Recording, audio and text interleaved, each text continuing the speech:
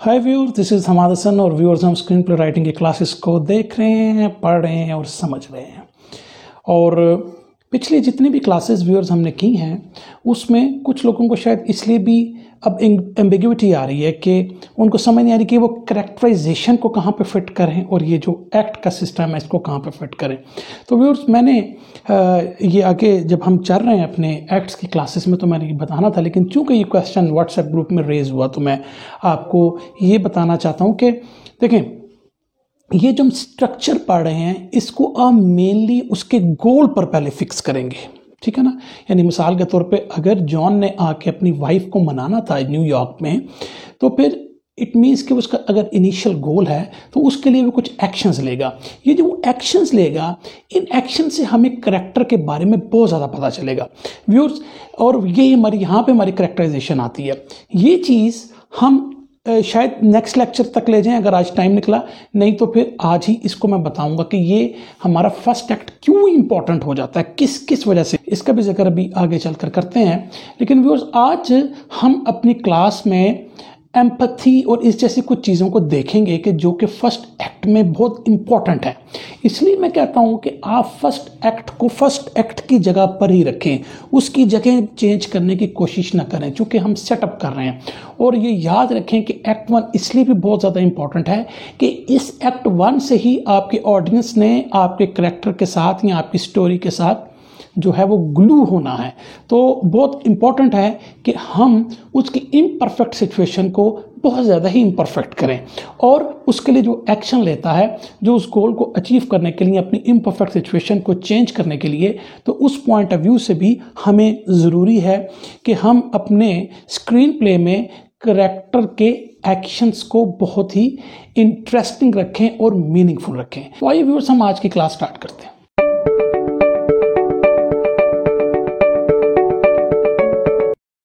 पिछले लेक्चर में हम यहाँ तक पहुँचे थे कि जो कैरेक्टर होता है उसकी इम्परफेक्ट सिचुएशन 2-3 वजूहात की बिना पर हो सकती हैं।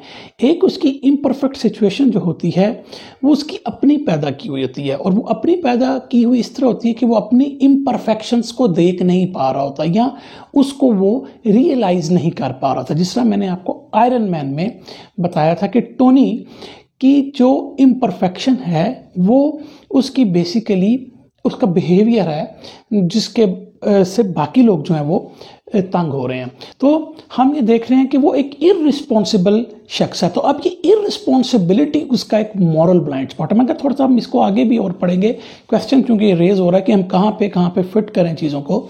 तो मैं आपको बता रहा हूँ कि अब ये जो वो इररिस्पॉन्सिबिलिटी है उसकी, वो कहाँ पे शो होगी, वो जो एक्शंस लेगा। तो ये इररिस्पॉन्सिबिलिटी उसकी कहाँ पे शो होगी, वो जो उसके एक्शंस लेगा। और अब आपने इसी तरह अपने गोल, जो आपका इनिशियल गोल होता है, मैंने कहा ये इसलिए बहुत ज़्यादा इंपॉर्टेंट होता है, ये आप 15 से 20% फिल्म की बात कर रहे हैं जो कि शुरू में ही आपके ऑडियंस को ग्लू कर लेती है। और ये बहुत ज़रूरी होता है कि आप अपने कैरेक्टर को उसी तरीके से लिखें। तो फिर मैंने आपसे जिक्र किया था Harry Potter and the philosopher's stone में हैरी पॉटर को ड्रूसलिस का रैथ जो है वो उसको वो अवॉइड करने की कोशिश कर रहा है। अब ये उसके कोई पर्सनल नहीं है, पर्सनल कोई वजूहात नहीं है, कोई पर्सनल कारण नहीं है चीज़ों के इम्परफेक्ट होने का। तो ये क्या है, ये बेसिकली आउटसाइड वर्ल्ड जो उसको जो है वो उसकी सिचुएशन को इम्परफेक्ट बनाने की कोशिशों में लगी हुई है। तो यहाँ पर अगर आप इसका गोल देखेंगे तो जब आप उसके एक्शंस लिखेंगे उस गोल को अचीव करने के लिए, तो बिल्कुल उससे वो रिलेट करने चाहिए। तो व्यूअर्स ये तो था हमने जो पिछले लेक्चर में अब तक जो समझा था।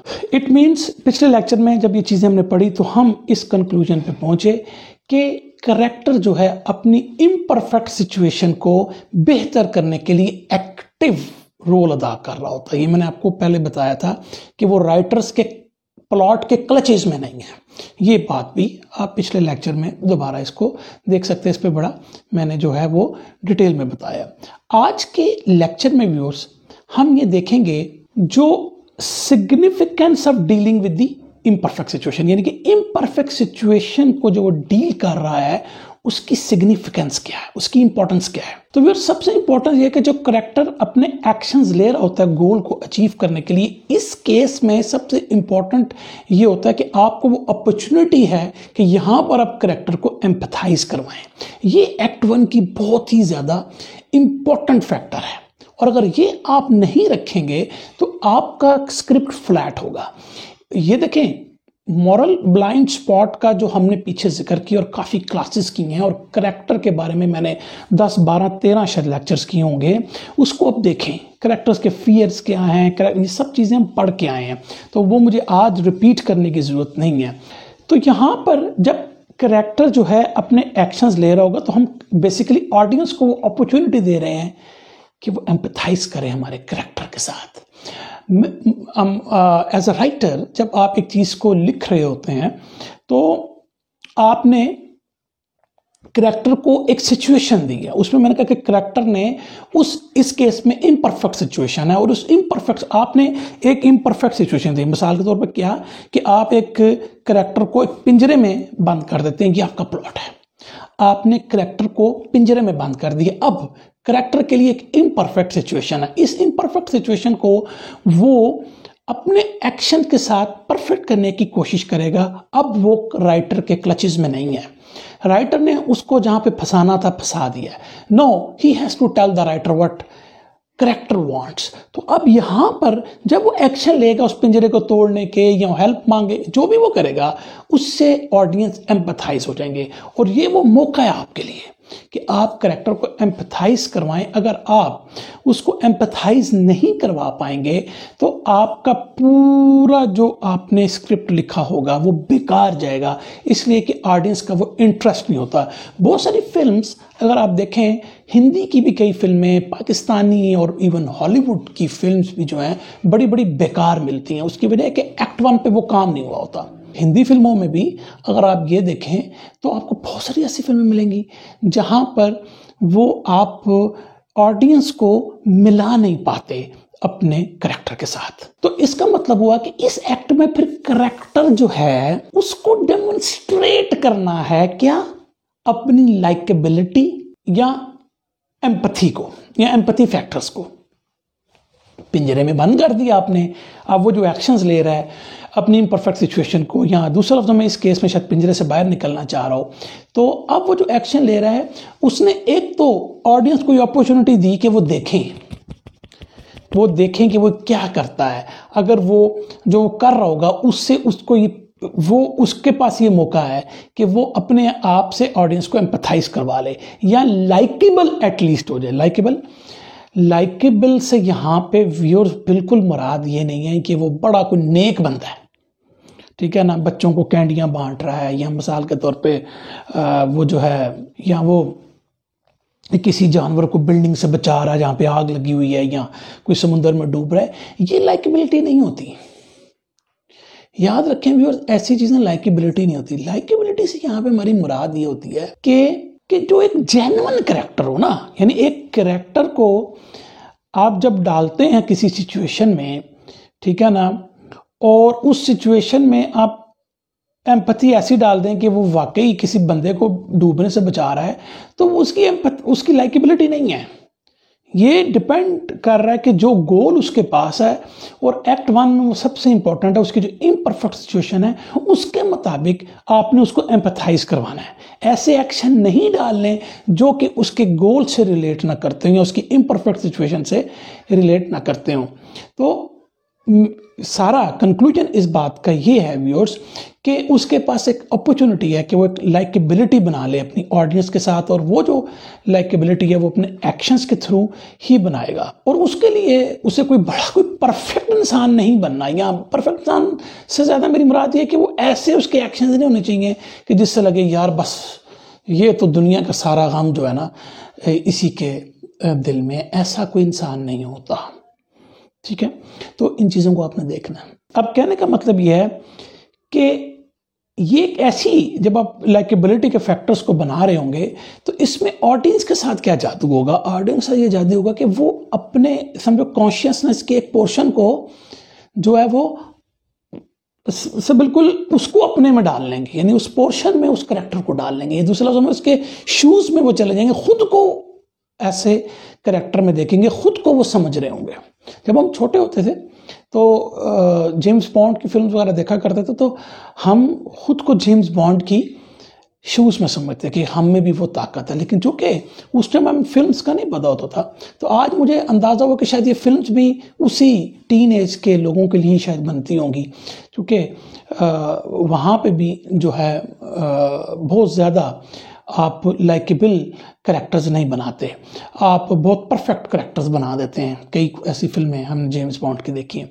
तो अब यहाँ पर कहने का मतलब ये है कि जब आप करेक्टर के शूज़ में उतर जाएंगे तो फिर आप वही हैं जो वो करेक्टर है। और जब आपने ये सिचुएशन पैदा कर ली तो आपने करेक्टर को लाइकेबल बना लिया।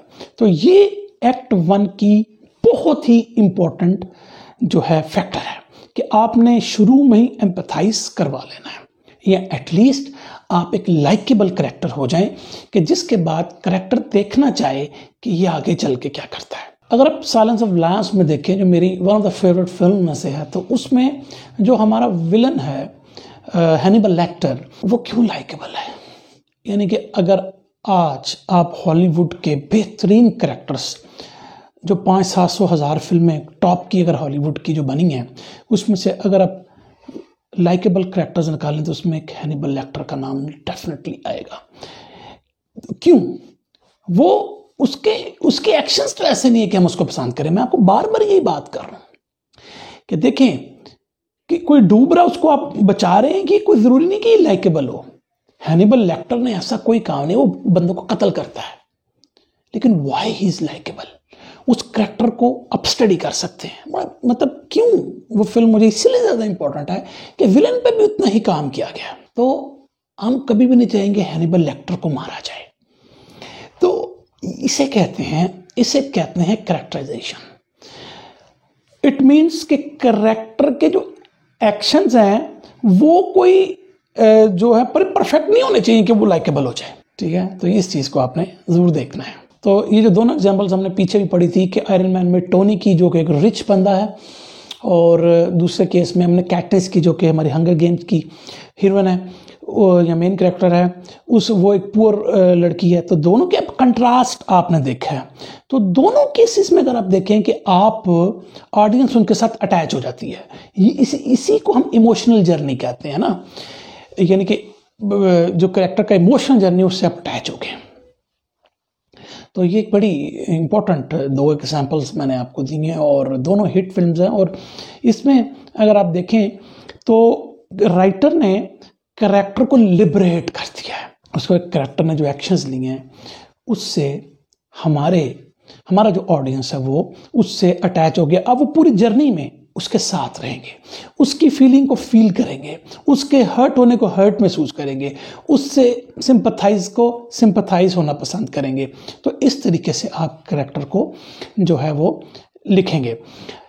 तो अब एक्ट 1 में जिसकी मैंने कहा कि आप पोजीशन चेंज मत करें, यानी कि एक्ट 2 की जगह एक्ट 1 लगा लें। एक्ट 1 इसलिए इंपॉर्टेंट, बाकी में थोड़ा बहुत आगे पीछे आप कर सकते हैं, लेकिन एक्ट 1 में you have to give that imperfect situation, because ये वो 15 से 20% फिल्म आप कह सकते हैं हो सकती है जिससे आपने बेसिकली अपने सेटअप से करेक्टर के एक्शन से सिंपैथाइज भी करवा लेना। नो, अब एक्ट 2 को देखने के लिए हमारे ऑडियंस तैयार होंगे। तो व्यूअर्स, इसका मतलब ये हुआ कि इमोशनल जो हमारा कनेक्शन होगा करेक्टर का और ऑडियंस का, जब वो जुड़ जाएगा तो उससे क्या होगा कि जो करेक्टर होगा वो अपने इनिशियल डिजायर को हासिल करने के लिए ऑपोजिशन के अगेंस्ट जो काम करेगा उससे हम ज्यादा आइडेंटिफाई करेंगे, यानी कि एक ऐसा करेक्टर है कि जिसे अपने मकसद के लिए कामयाब होना चाहिए। ये जो थी आज के लेक्चर का मेन पिवटल पॉइंट यही था कि आपने एम्पैथाइज कैसे करवाना है। अब हम देखेंगे कि एम्पैथी फिर पैदा कैसे होती है। बहुत ज़्यादा जिक्र पहले लेक्चर्स में हो चुका है, और यही बात है कि हम एक दफ़ा लेक्चर को देखते हैं और उसके बाद उस पर गौर नहीं करते।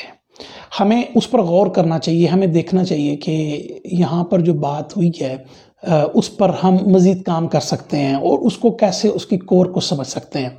लेकिन चलें, अब एक्ट्स भी मैंने आपको कहा था जब मैं पढ़ाऊँगा तो बीच बीच में मैं आपको डेवलपमेंट की सारी चीज़ें बताऊँगा ताकि आपको वो कोई इतना इशू ना रहे, चाहे आप उस मेथड से काम कर लें या एक्ट्स के मेथड से काम कर लें या दोनों को मिक्स करके काम कर लें, ये आपके लिए कोई इशू नहीं रहेगा। तो व्यूअर्स, अब देखना ये है कि फिर एम्पैथाइज हम कैसे करवाएं कैरेक्टर को। व्यूअर्स, सबसे पहले एक होता है अनडिजर्व्ड मिसफॉर्च्यून। ये अरिस्टोटल के दौर से चलता रहा, लेकिन मैंने आपको बहुत लेक्चर में क्या है, जो कुदरती यानी कि जो कुदरत की तरफ से या नेचर की तरफ से जो जो आफतें, जो जो मुसीबतें, जो जो घटनाएं आप किसी करैक्टर को देते हैं, उसमें करैक्टर का कोई कमाल नहीं है।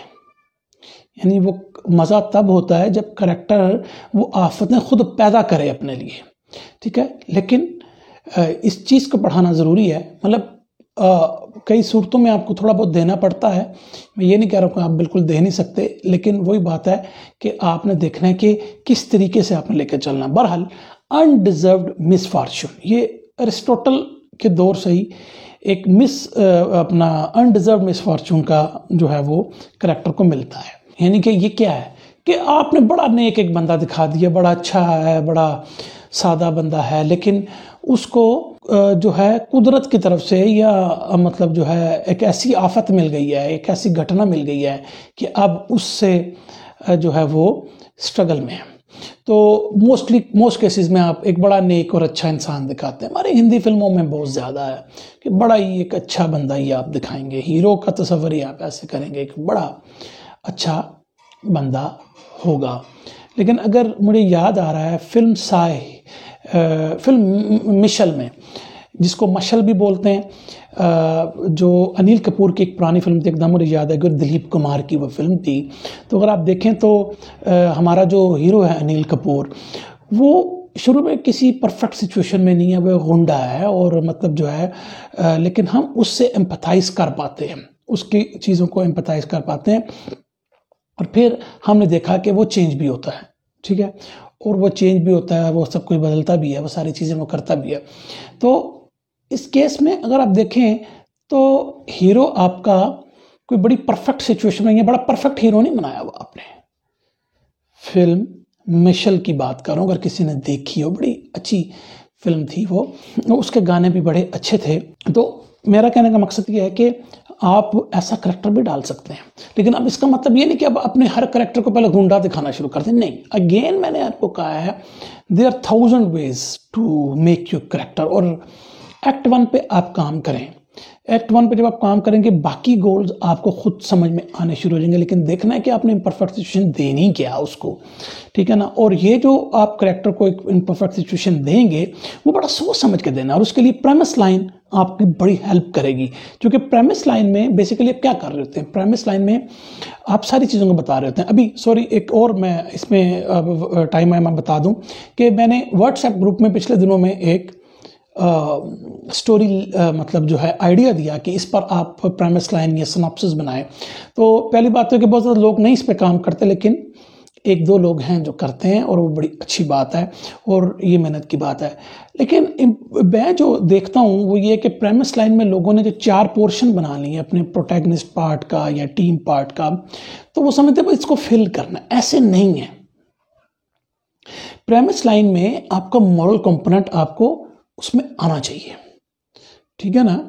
तो जब आप प्रोटैगनिस्ट का पार्ट लिख रहे होते हो, आपको प्रोटैगनिस्ट को बताना पड़ेगा कि प्रोटैगनिस्ट क्या है, ठीक है ना। प्रोटैगनिस्ट का नाम आना प्रोटैगनिस्ट नहीं है, ठीक है ना। जैसे इस केस में हमने कहा था कि जो हमारा हमने एग्जाम्पल ली थी सिनॉप्सिस में, तो उसमें वो बॉक्सर जो है वो ब्रोकन बॉक्सर है, ठीक है। और वो जो है झूठ बोलता है, ये उसका इम्परफेक्ट, ये उसका मॉरल ब्लाइंड स्पॉट है। तो आपने उन चीज़ों को रिलेट करना है। सिर्फ ये नहीं कि 4 पोर्शन मैंने बस लिख देने, वो आपस में कोहेरेंट होने चाहिए। एक बात तो ये आगे any how.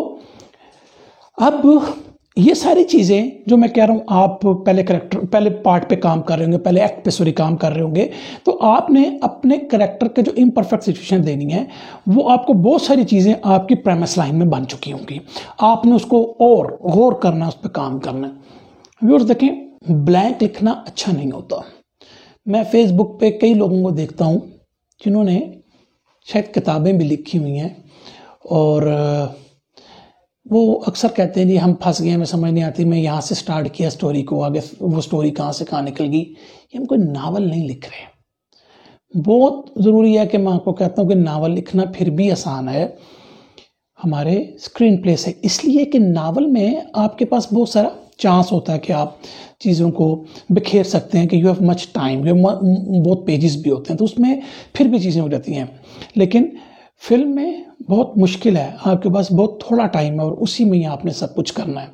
Any how, coming back to the topic, act 1 में गया, फिर हमने कैरेक्टर को एम्पैथाइज करना, और उसके लिए मैंने कहा कि एक चीज़ जो है वो होती है आपकी अनडिजर्व्ड मिसफॉर्च्यून, कि आपने एक अच्छे कैरेक्टर को एक मिसफॉर्च्यून दे दी है। अब अगर हंगर गेम्स में देखें, कैटनिस की आप एग्जाम्पल को इसमें फिट कर सकते हैं। ये एक अनडिजर्व्ड मिसफॉर्च्यून उसका है, क्या कि उसका जो बाप है वो कोल माइनिंग में उसकी डेथ हो जाती है, फिर माँ जो होती है वो ये आप कह सकते हैं कि साइकोलॉजिकल ट्रॉमा में चली जाती है और उसके बाद वो खुद को मार लेती है। और उसके बाद अब ये आप ध्यान में रखेंगे, कैटनिस एक पुअर फैमिली से है और वो मुल्क के एक बहुत पुअरेस्ट रीजन में रह रहे हैं जहाँ पे गवर्नमेंट की बड़ी रिस्ट्रिक्शंस है और वहाँ पे फूड और ये चीज़ें आपको प्लेंटी नहीं अवेलेबल। तो इस केस में 11 या 13 साल की वो लड़की है जिसको फिर वो सारा मिसफॉर्च्यून उसने खुद हैंडल करना है